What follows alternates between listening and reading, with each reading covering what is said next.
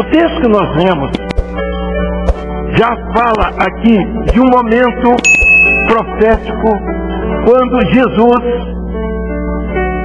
está se preparando, sendo preparado para o seu sacrifício.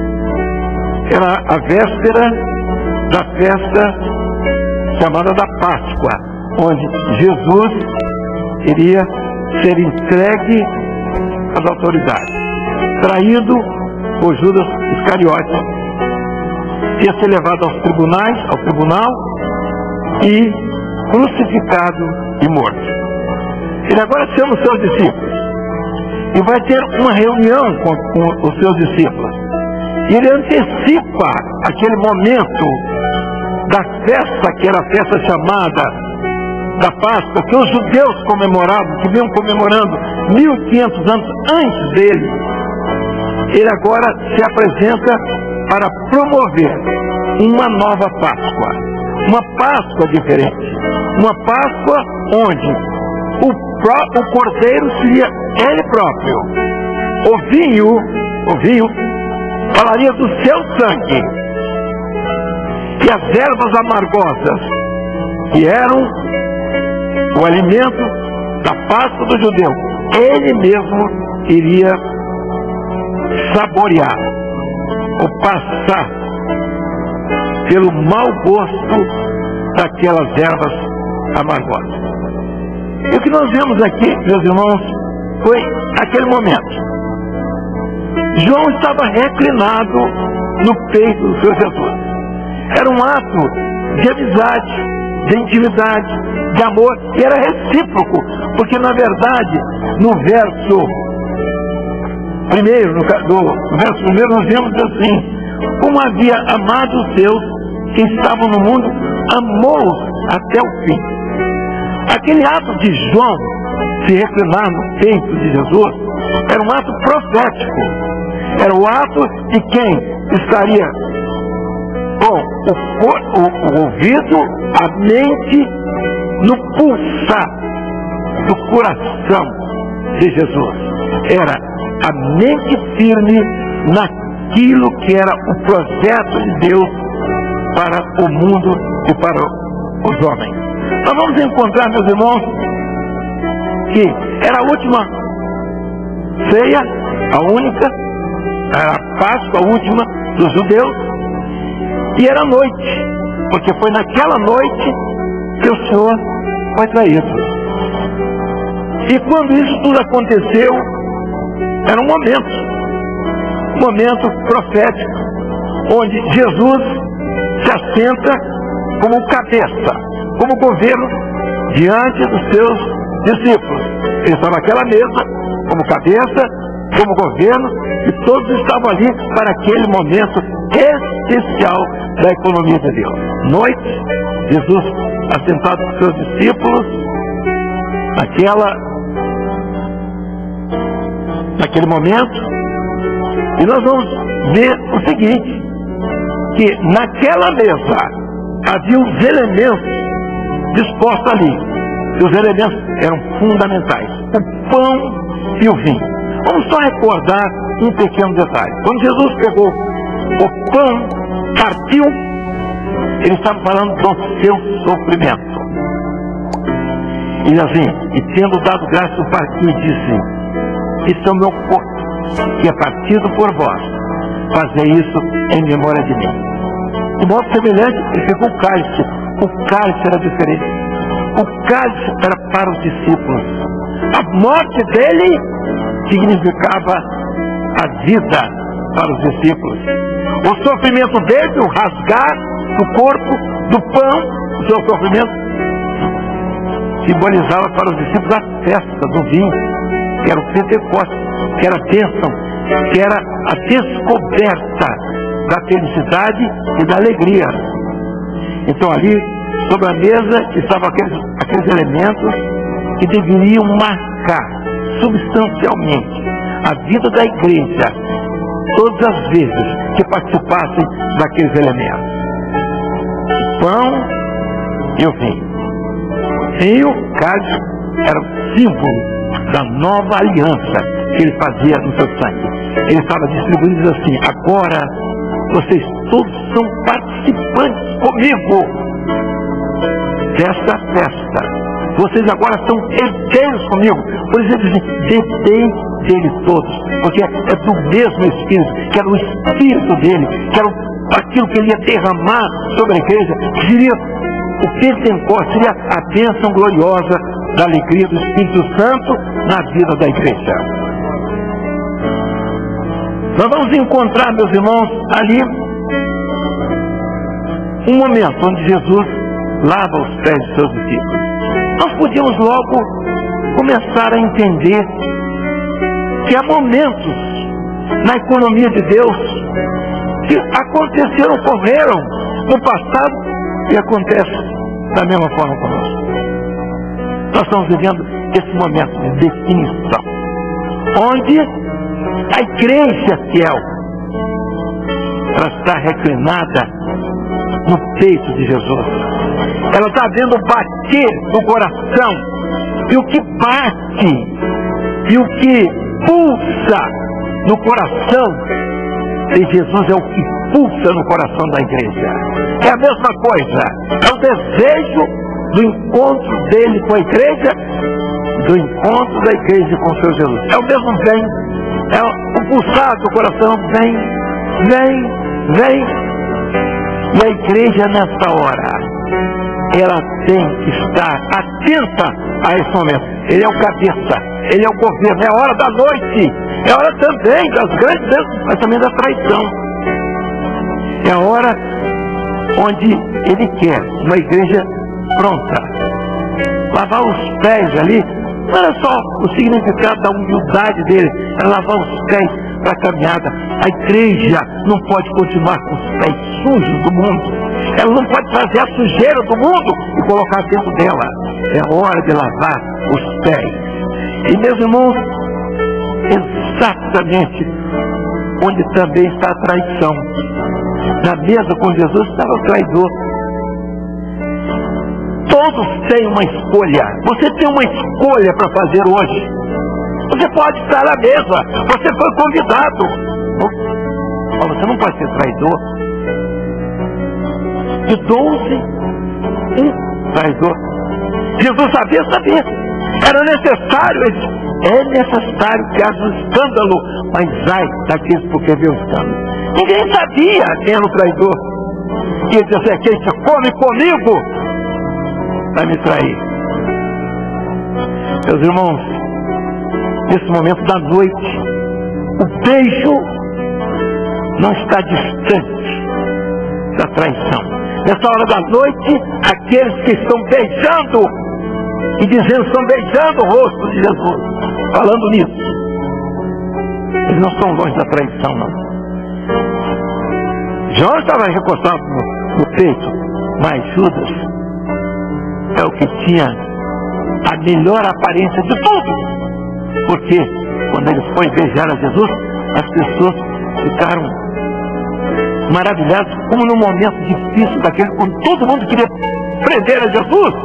Um homem notável ia beijar Jesus, não estava com medo de morrer, não estava com medo de ser preso pelas autoridades, mas Jesus sabia o coração dele: aquele que pega o pão comigo vai me trair. Meus irmãos, a mesa está posta, mesa preparada, cabeça ungida. Jesus é o pão da vida.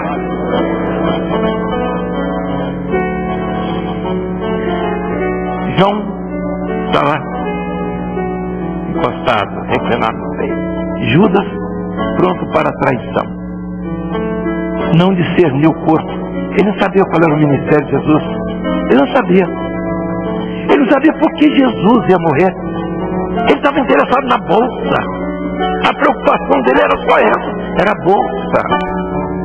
Era a mesma ideia dos religiosos daquela época e dessa também. A igreja nessa hora, ela tem que estar preparada para tudo que nós estamos vendo. Para a bênção e para a traição também. Nós não estamos livres. Ninguém está livre. E os discípulos perguntaram, quando Jesus falou, porventura sou eu. E alguns aqui, quem sabe, estão perguntando, será que eu vou te trair? Será? Porventura sou eu? Ele não discerniu o corpo. A festa da Páscoa anunciava a morte do Senhor. Era a mensagem, e que ele diria, a mensagem da igreja, a mente ligada ao corpo. Todos estavam sentados à mesa, como estamos aqui.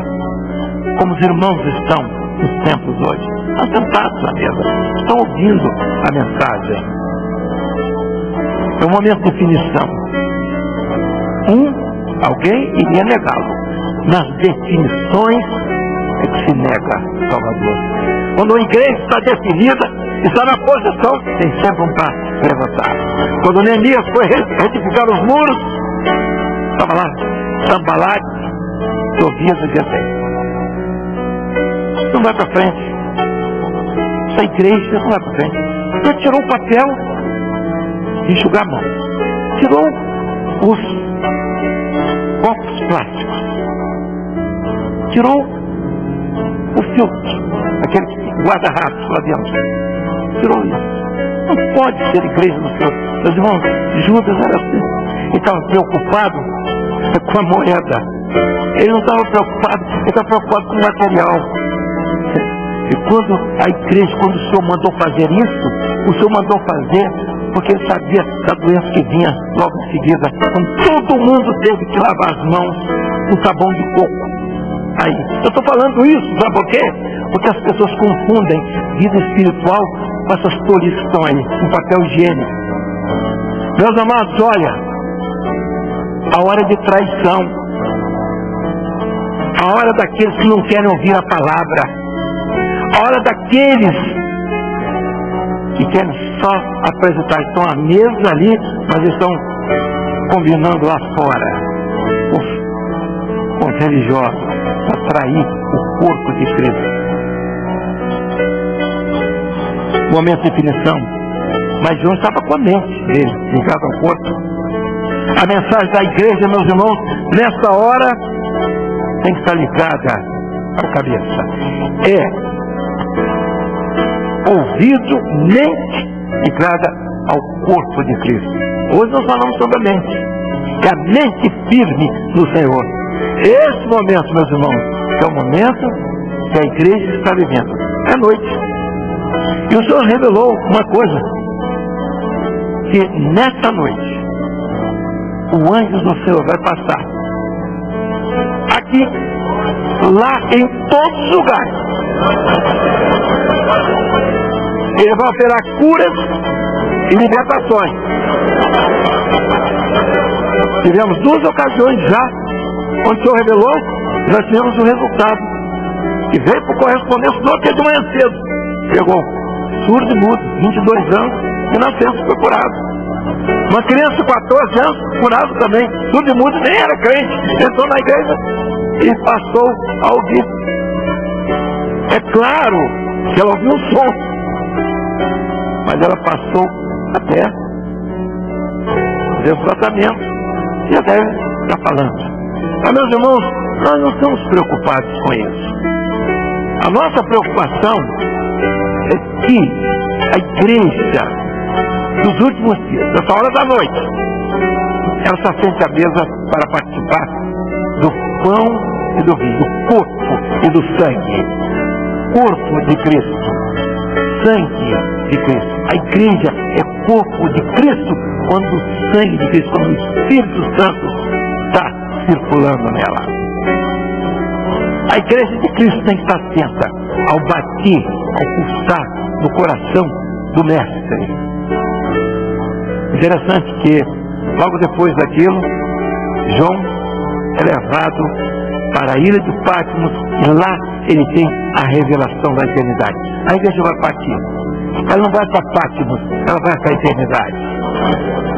O tempo está chegando. E nós estamos falando aqui para pessoas que estão entrando pela primeira vez na nossa igreja. Aqueles que entraram hoje foram convidados. Também aqueles que já vivem conosco. E o Senhor disse uma coisa. E aqui pessoas que precisam de uma bênção de salvação, que não tiveram uma experiência de salvação aqui. E nas igrejas também, onde estão recebendo nessa hora o sinal de satélite. Pessoas que reagem, pessoas que são inimigas da cruz, pessoas que não querem essa bênção que está sendo espalhada em todo o mundo. Nós estamos hoje com a perspectiva de 200 países que vão receber via satélite, por uma interligação com um grupo da Rússia. Nós estamos tentando já agora para a África.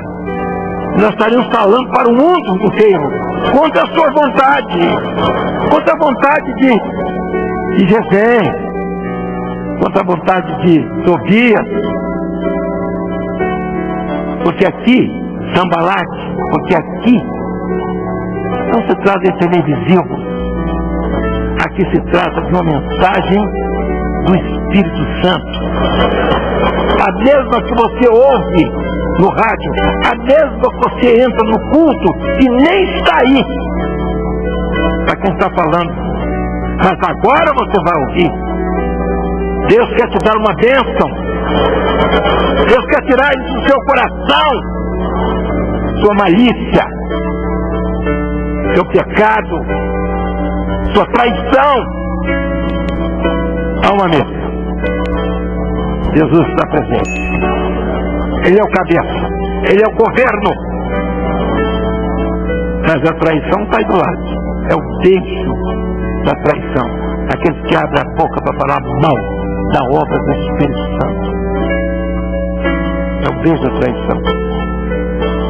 Aqueles que são coniventes com os religiosos que crucificaram Jesus. Você não pode estar nisso, você não pode ser contado com eles. Você não está aqui, você não entrou na casa do Senhor para isso. Você precisa hoje de uma libertação. E o Senhor quer te dar essa bênção para a glória do seu nome.